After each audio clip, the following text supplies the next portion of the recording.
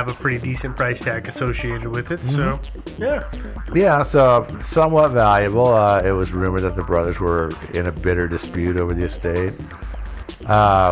Brother Zaid says, no, there was some disagreement, but it wasn't at the point where the people were ready to kill anybody. And to me, I don't know, it doesn't seem like enough money to go killing your brother over. Your brother and his entire family. Well, there's that too. You know, that's the other. Again. Yeah. Well, he might not have liked his in-laws, so he wasn't worried about the loss of them. I don't know. Maybe the nieces were kind of annoying too. Yeah. Maybe that's still a bit far. But yeah, this still does kind of run up against the whole problem of how do you position your assassin to be in that particular spot. And it just can't get past that little barrier. But one hanky thing they found, they checked his phone records and they found that he'd made a number of calls to 5 phone numbers in Romania in the weeks leading up to the murder, which is a little odd. Apparently the call stopped after the murder. Yeah. Can you refresh my memory? I don't remember what he does for a living.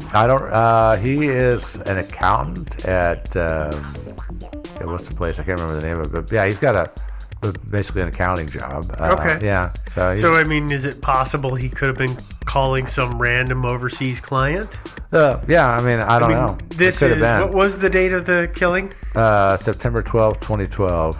Yeah, that doesn't really correlate to any tax times that I know of. Okay, no, never mind. I had no idea, but it could have been work related. I don't. Could have been some late night phone rendezvous. Yeah, it could have been. He was just calling one of those 900 numbers. Yeah, it happened to be in Romania. Mm-hmm. Yeah, it could have been. It could have been that. I don't know. Hello, my name is Olaf.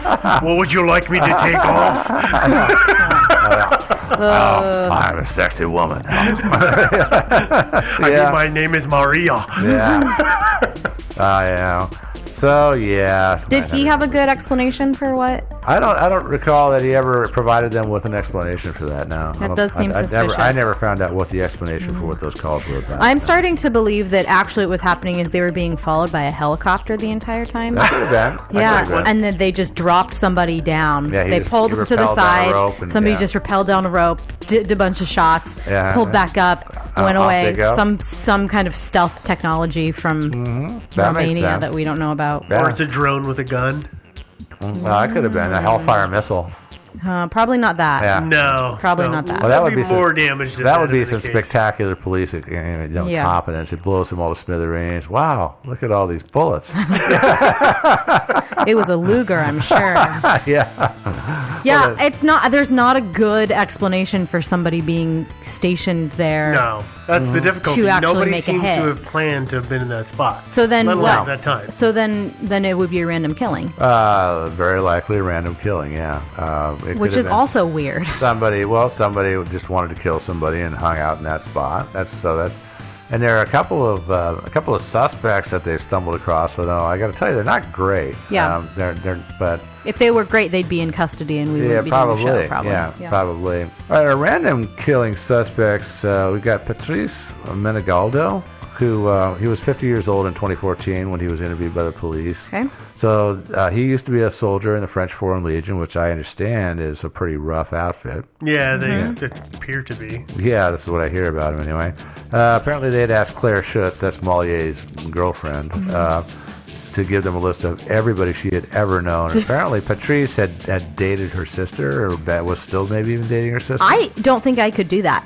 Everybody you've ever known? Yeah. It would take me a long time to figure that out. I'm horrible with names. And it's only because of social media that I'd ever be able to dredge It'd be like, that one guy that I knew for like 3 years, but I don't remember his name. But he had the mustache, you know?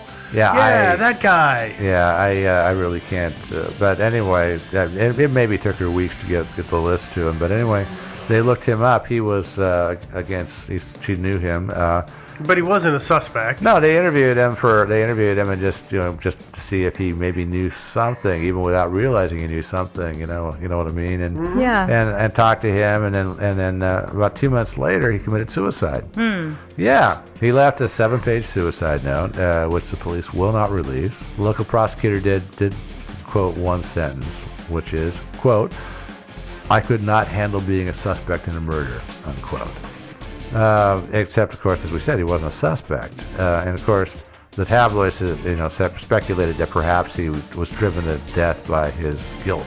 or by fear of getting caught. Yeah, I also always wondered if, because he was in the French Foreign Legion, if there had been stuff coming out about nefarious acts that were done while people were in the Legion, and so you know what I'm saying. It also could have been one sentence in this 7-page single-spaced, giant monologue that this guy has written, and they've just plucked this one thing out. Well, it could have been the list of things he cannot stand. Yeah, it could have. Yeah, I mean there's the smell of feet and the food in this place, and being implicated in murder, or just the French language. Imagine how insane that would be living in France. I have a hard time believing that if there was any reason to believe that anything in this 7-page suicide note would reasonably lead to him being an actual suspect, the police would have released it. They would have or at least said, yes, we are looking into it. We think he actually was a suspect. Yeah, and if the only reference in this entire 7-page note is just this one sentence, and I gotta say, it's not much to go on there. It's bad. Yeah, it kind of is. So he's failed the sniff test. He's kind of, I think I don't take it too seriously. And the next guy, and this guy has also found his way into the papers. He lived just in a little town just west of Cheveline. And the reason he came to police's attention is that they checked all the cell phone records. They wanted to see what cell phones pinged the local cell tower that day. Turns out there were about 4,000 of them. So they checked them all. Again, the police weren't slackers on this one. No, they did a lot of legwork. And one of the people whose cell phone pinged that tower was Eric Devasseur. Perfect. Yep. Devasseur, close enough. Again, not exactly surprising that he was on a cell phone that day. 4,000 other people were.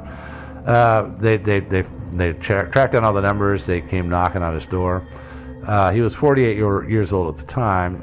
He had a job as a policeman, which apparently he got fired from recently because he had too much of a temper. Oh, yeah, that doesn't look good. He liked playing bad cop? Apparently, yeah. He'd also recently applied for a permit to carry a gun, although personally I don't find anything wrong with that. But whatever. But again, nothing really immoral or illegal. But it turned out, unfortunately for him, he had a collection of guns. And I don't know how the police, if they searched his house, or if maybe he just answered his door and they looked over his shoulder and there's all these Schmeitzer submachine guns hanging on the wall or something. I don't really know how they found it, but it turned out that he had a collection. A lot of them were vintage, like World War II era weapons. And apparently, at least in this part of France, apparently there's a lot of old World War II era guns that in privite collections. That doesn't surprise me a whole lot. Well, they were part of the resistance, so yeah, there's a little bit of pride there. Yeah, and if I had a choice, my great uncle gives me an old Luger or an old Schmeitzer, I'm not going to take it to the police to be melted down. I'm going to hang on to it. But you might declare it. Well, that's it. It was not illegal necessarily, but he had to declare his collection. He hadn't done that. So he got in a little hot water over that, but apparently charges were dropped and nothing really came of it. But nonetheless, that got him, put on the front page of a lot of newspapers. Poor guy. Yeah. Again, there's no real case against him. So that's it. Our next guy came out more recently. This is Michel Hecht, a guy. I think it's French for Michael, right? Mm-hmm. Yeah. He's actually Belgian. He's living in France these days, apparently, because he was convicted in Belgium in 2008 of shooting his brother, his sister-in-law, and his nephew. This was in 2005. Involved apparently shooting one bullet through a wall, and apparently it kind of sort of came close to them. And I don't know if this was an accident or what happened, but he was tried on 3 counts of attempted murder for shooting one round through a wall. It's a magic bullet. That's one magic bullet. Yeah. I know. But he only got 10 months for that crime, although that might have been 10 months plus time already served while awaiting trial, too. I'm not really sure. But apparently he was a potential suspect in a double murder in 1986 because a cellmate of his had said that he had confessed to that crime. Yeah, I know. I have such a problem with that. I have a problem with all those jailbird confessions myself. I really do. But here's what the murder was. The murder was in 86. It happened in Brittany, France. 1986. Yeah, 1986. 2 British bicyclists on vacation were shot. Their bodies were found buried in a shallow grave in a cornfield. And that was a man and a woman. And the investigating policeman, who since became a private investigator, his name is Pascal Houche, and said that the 2 cases were, he said, well, let me quote it here, quote, there are similarities between these killings. Weapons were used at close range, and both took place in isolated areas, unquote. That's a pretty thin connection, my friend. Well, that would describe a lot of murders. Almost every, yeah. Yeah, it really would. And actually, the MO is not the same. I mean, the most detailed account I heard is that the victims had been tied up, they were shot with a rifle, buried in a shallow grave, which is a totally different MO than this one. Yeah. Yeah, and so I don't really see the connection there myself. And again, even if he did commit those murders, which I'm not so sure he did. So that's Michelle Hecht. Let's move on to our next one real quick, Okay, this one has just come out just last year, less than a year ago, right?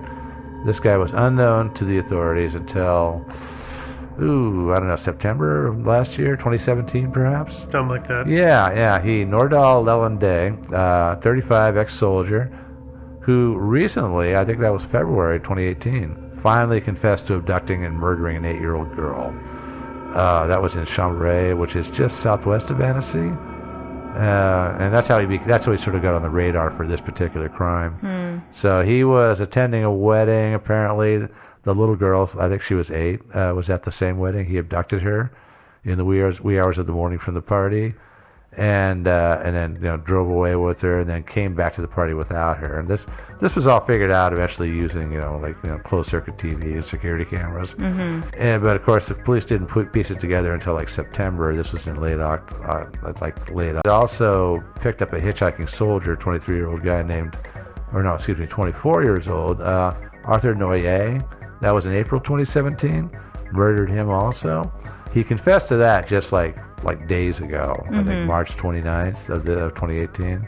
Finally fessed up to that one too. And that also took place. His skull was found about 15 or 20 miles from Lake Annecy. Between the two, he confessed. It seems like it's his hunting grounds. Yeah, it kind of seems like. So naturally, that gets him on the police radar for this guy perhaps being the killer in this case too. It seems. Well, he's an ex-soldier. Well, and he's an ex-soldier, right? Yeah. So when was he serving as a soldier? I had heard that he was actually like a dog handler or something like that. But he was serving, right? Yeah, he did serve, yeah. So there'd be records of his whereabouts. Yeah, 4 years ago. Well, actually, 6 years ago. 5.5 years ago. 5.5 years ago. Yeah. At 35, you would assume that, at the end of your 20s, you'd still be serving, but I don't know how it works there. A lot of people do their service 18 to 22 right in there. I don't know if that's typical, in America. You sign up for 4 years, you go in at 18 or 19. Yeah, maybe, yeah. Get out in your early 20s. Yeah. I don't know. And again, it seems different. Yeah, and part of it, to the press, they think he was in the military. He's going to be a good shot. The killer was a good shot. Yeah, that's not so true. are a lot of Not other true. people. A lot of people in the military really can't shoot worth a damn. Yeah, that's why they give them so much ammo. Yeah, I know. And a lot of people who've never been in the military can shoot very well. It's actually, in this particular case, there was all this talk about it being a professional hit, and actually shooting people in the head at that close of range isn't that hard. Yeah. It really isn't. I mean, from an emotional point of view, it would be, but from a technical point of view, it's not. It's not that hard. Yeah. It also seems like, he abducted this 8-year-old girl. There was a 7-year-old girl that was severely injured on the scene. It seems like, what was stopping him from abducting her? Yeah, good From point. that time, he just, if it was him, he would have just murdered her entire family. Take her with you, man. I'm not advocating for that. I'm sorry. I just don't totally life understand advice that. from Devin. Yeah, no, don't. No. But no, I get what you're saying, and it seems totally different. Well, yeah, he seems like more of an opportunist. That's what I'm talking about. Nordal Lelande. Yeah. Just a total opportunist, and really somebody who likes his victims one at a time. Yeah, and way less powerful than him. Yeah, probably that too. Yeah. And definitely unsuspecting. But the police are still checking out any possible connection. They're also looking into any connection between apparently 19 other mysterious disappearances in the area. Apparently there have been a bunch. And so he might be connected to at least some of them, probably not all of them. There's no telling. There might be 2 or 3 serial killers in that particular part of France right now. Really, who knows? Typically. Probably not. Yeah, probably not that big of a surprise. So I don't see the other bicyclist on here. Which one's that? He's not a suspect? Which one's that? Brett Martin. No, he was considered to be potentially a suspect. and of course the internet made a lot of the fact that, well, you got this engineer who worked on satellites, and you got this guy who worked in the nuclear industry, and then the guy who finds the bodies just happens to be an ex-RAF pilot. Yeah. A lot was made of that whole thing. It's amazing. So they decided no. Amazing. Yeah, and so they thought big government conspiracy and all that stuff. But also, it is possible that Brett Martin himself was the killer. But they did. I mean, the police obviously gave him a close look. I think. I'm sure they swabbed him for. They swabbed him for gunpowder residue. Yeah, they did, and all that stuff. And and I think probably checked his schedule. Like, did the guy have enough time to start where he did? People saw him. Did he have enough time to pedal all the way up there and kill everybody and then get the word out? Maybe he did. I don't know, but it seems unlikely. Yeah, I know. Yeah, so hard to tell. I just thought I'd mention it. He is not considered a viable suspect either. So that's it for the guys by name. There's other sort of vaguer theories on the internet. One of which is it was a road rage incident. No. Yeah. Really lame. Yeah, I know. Because it's a single car road, basically. Well, where did the other car go? The other car had to have left and gone down the road where he's not supposed to go. Right. Unless, again, you only get to go down those roads unless you're a Forest Service worker or a local resident. Otherwise, you're not supposed to be down there. Right. Of course, you can always thumb your nose at the rules, too. I mean, probably get away with it. You could also be a local resident. Yeah, it could be that too. And I tend to think that whoever did this probably was a local, because because nobody was seen other than the guy on the motorcycle. Nobody was seen leaving the area, and I guess you could walk out of there on foot, maybe, but.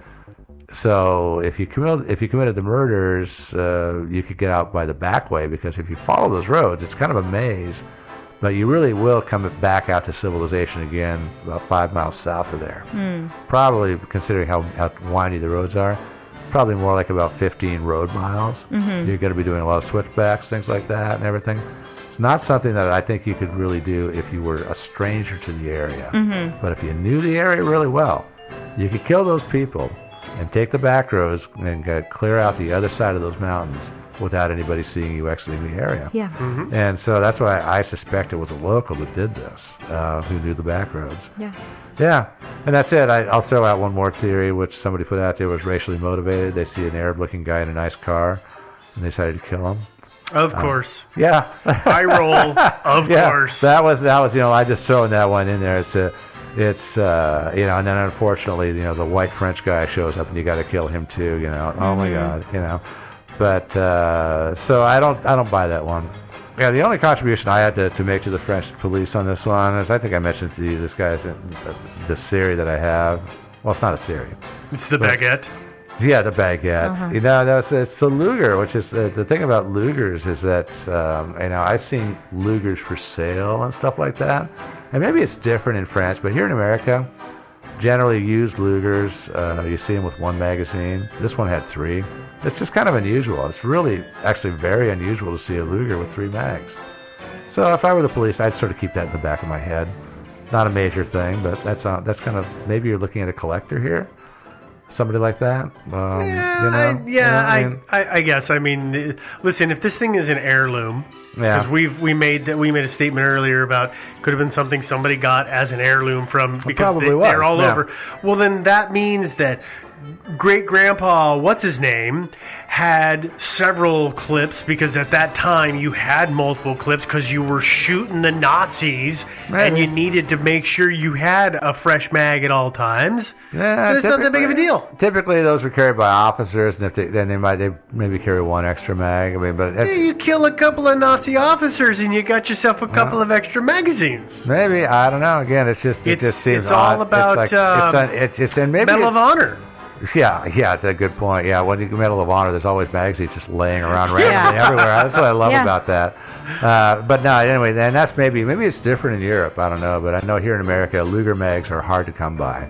They're expensive. You got to go to a collector, one of these rare guys that buys and sells these things to get them. So it just seems a little unusual to see one with 2 extra mags. Well, it's a ruined gun at this point, probably, right? Because the grip exploded. Oh no, the gun still you can works. replace those. Yeah, you can replace those. The gun will still work fine. Yeah. So that's really what they need. It's probably a ruined gun because the guy probably threw it in the lake or something. Yeah. But I was going to say, really, what they need to do is find all of the gun repair guys in a 200-mile radius and say, all right. Which one of you fixed a Luger that had a broken grip? Yeah. Well, there are actually craftsmen who make replacement grips for guns. Like you can buy some fancy rosewood grips for your Smith & Wesson revolver, something like that. So yeah, contact all those guys who order some Luger grips, and then there you go. That's your guy. Yeah. Easy, guys. Come on. I know. I know. The police, again, unless Nordahl, the serial killer, decides to confess, which I really doubt he will. Yeah. Because number one, I doubt that he did it. But even if he did do it, I don't think he's going to confess because he didn't fess up to killing the little girl and also killing that 24-year-old soldier until the police presented him with all the evidence against him. They had him dead to rights. Yeah. And then he finally fessed up and said where the bodies were and stuff. Right. So they don't have anything on anybody for this killing. Yeah. So I highly suspect nobody is ever going to get caught for this one. Awesome. Yeah. Not really. Unless, being sarcastic. Really. Well, actually, French police, there is one thing. If you start a GoFundMe or get a government appropriation to bring us to France, we might be able to. Okay, maybe. We'll take a trip. Yeah, we will come over there and lend I'll our look like a tourist with a camera glued to my face all the time because I'm taking crime scene photographs. Right. Not enjoying the beautiful views. Exactly. No, totally. Exactly. Yeah. All right. So anyway, if you have any ideas, thoughts on this one, send us an email. We have an email account. It's thinkingsidewayspodcast@gmail.com. You forgot it for a second there, I know I didn't did. you? Well, no, there was a little pause there. I was about to recite my own personal I just caught myself in the nick of time. Oopsie. Yeah. Okay. Also, of course, we have a webpage. That's thinkingsidewayspodcast.com, where you can find our episodes. There's an episode list. You can. There's a link to buy merch. And God, what else do we have on there? Don't forget about the link to Stitcher Premium is there as well. Yes, I almost forgot about that. Yes, there is a list. Link. Thing, Bob. Yeah. Doohickey. And by the way, speaking of Stitcher Premium, you will find us there if you haven't already. But on Stitcher Premium, you get our episodes. 3-4 days early? 4 days early. You get them on Monday instead of Thursday, and they're commercial free. And you also get bonus content. Yeah. Yeah, you get a free episode a month. So the URL you want is stitcher.com/thinkingsideways. And if you use the promo code Sideways, you get 1 month free and some other cool stuff too. So yes, get signed up today. And of course, you can find us at other places. Why would you want to? But you can find us at other streaming places also, like Google Play and such. And of course, we are on iTunes. You can subscribe. You can give us a rating and a review. We like those, especially good ratings and great reviews. We love those. And of course, we're on social media. Facebook, where we have a group and a page. Yep. And so, you like the page and then you join the group. That's where all the action is. There's lots of back and forth and all kinds of good stuff. And we're on Twitter, where we are Thinking Sideways. Anything good on Twitter these days, Devin? No, didn't think so.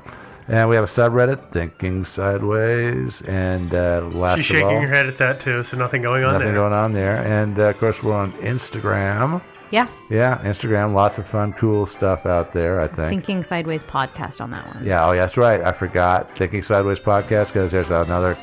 People stole our name. I don't know why you guys keep mentioning them. You're giving them tons of traffic by bringing it up. Just give our URL and call it good. Yeah, okay, sounds good. So that's everything you need to know, I think. All right, well, that's it for this week. Any final thoughts, you guys? No. Nope. This one's super sad. Yeah, it is. It is really sad, yeah. Especially the little kids and all. Yeah. Yeah, but anyway, like I said, send us over there. We'll fix it. All right, we'll talk to you guys later. Bye, guys. Bye.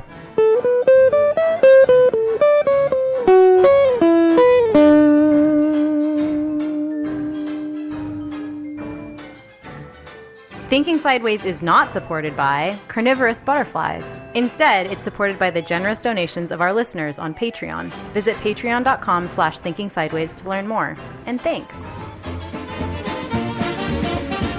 Thinking Sideways. I don't understand. Insufficient data to formulate a reply. What? Stories of things we simply don't know the answer to. Well, hello there. Welcome again to another episode of Thinking Sideways. I am Joe, joined as always by my co-hosts, Devin and Steve. Aha. All right. So you guys ready to talk about a mystery? Yeah. Sweet. Yeah. Yes. We haven't done it in a while. Yeah, you like this days. one. This one's got lots of... It's been literally days. It has been days. It hasn't even been a week. Nope. Yeah, okay. Well, so this week, we haven't done a nice bloody one for a while. So this is You're going to make one. us do a bloody one. Yep. All right. Yep. We're going to talk about the Atlanta Ripper, a serial killer in the early 20th century that probably most of you have not heard about. I hadn't beforehand. I didn't hear about this until pretty recently, actually. How did you hear about it? I don't remember. Was it like mysteries that'll make you like poop your pants? Probably something like that. I was doing some random Googling, just looking for fun new mysteries, and I don't remember, to tell you the truth, exactly where I stumbled across this one. Just somewhere. But yeah, that was kind of interesting. Okay. Yeah. So the Atlanta Ripper. The Atlanta Ripper murdered a bunch of people, actually young women, in the years 1910. Some say to 1912, others say to late 1911. He killed more people than Jack the Ripper, but Jack gets all the glory. Everybody knows who Jack the Ripper is. We did an episode on Jack the Ripper. We actually did, yeah. It eventually got big enough to make the national news. The New York Times, May 12, 1912, said, quote, Jack the Ripper, unquote, claimed his 20th woman victim in Atlanta sometime last night. The blacks, who are in a state of terror and try to keep their women off the street at night, have offered a large reward for the arrest of the murderer. I didn't mention this. The Ripper only killed black women. So they called him Jack the Ripper even in Atlanta. In Atlanta, they did. They called him Jack the Ripper of Atlanta. They did call him Jack the Ripper, yeah. Interesting. Yeah, and eventually it got to when all this national attention started happening. Eventually, a lot of the cities, leading commerce leaders and politicians and everything started pressuring the mayor, who started pressuring the police to actually get serious about this, because apparently the Atlanta police, it's not like they didn't investigate, but they were. I kind of doubt they were working as hard as if it had been white women who had been getting killed. Probably. I was going to say, this is 1911. Yeah, it's a very racially segregated area, and not even just an area, just a time in this country, and so their priorities were very reflective of that. Well, not to spark a political debate, I'm just gonna one-off say, even now in America, oftentimes crimes against minorities are not as investigated as crimes against white people. Mm-hmm. There is a different effort level, it does appear. Yeah. Sometimes. Not always. I would not say always either. Yeah. But the fact that still remains is testament to how incredible it must have been, in the early 1900s. Mm-hmm. And that also makes me want to point something out to our listeners, because I know that there are some quotes as we're going to go through this, and some of that stuff is very reflective of the times. So please, if and we'll tell you when we're quoting something, but just be aware of that. We're not saying it's a these different words. language, a different time. It's not us. Yeah. Don't worry. Yeah. All right. Here's what's known about the Ripper, or at least if you go out and look up the Ripper on the web. He killed his victims every Saturday night like clockwork. After he bashed them over the head, and then he would drag them into the bushes and cut their throats, and then he would... From ear to ear. Yeah, from ear to ear, and then he would eviscerate them, cutting out their lady parts like Jack the Ripper. And it was hard, right? Because all of the articles from the time are very polite. Yeah, they were circumspect. None of them ever say anything explicitly, so they say, cutting out parts. And you're like, I don't know what that means, I'm sorry. Yeah, I know. But, well, actually, sometimes... I think I know what I'm supposed to infer from that, but I don't know. Yeah. But, actually, it turns out the Atlanta Ripper didn't slice open his victim and take organs out. Mm-hmm. Yeah, he just bashed them over the head with a rock or a brick, and then would slit their throats. In one case, this is the last really confirmed victim, he did actually remove the victim's heart. Yeah. Mm-hmm. Yeah. But it was the last case, right? Probably the last case. So likely the highest escalation that we will have seen. Probably, yeah. And we don't actually know how many women he killed. And besides that, one other thing that's not true is that killings actually did not happen on Saturdays most of the time. And actually, it's really hard to say exactly when some of them did happen, because in some cases the body was not actually found for a few days. And back in those days, the state of medical science was not such as it is today. And even today, it's kind of vague sometimes. If a body has been sitting out for several days, it makes it a little more difficult to pin down an exact time of death. Yeah, especially in a hot place like Atlanta. Oh yeah, hot muggy place. Hot muggy right? place. Yeah. Yeah. So we don't really know that all of them were killed on Saturdays. Now, again, we don't know how many women that the Ripper murdered. So what's the? There's a number here. I know that there's a range that are believed to be committed by the Atlanta Ripper. Yeah, if you read the papers, there's something between 19 and 21.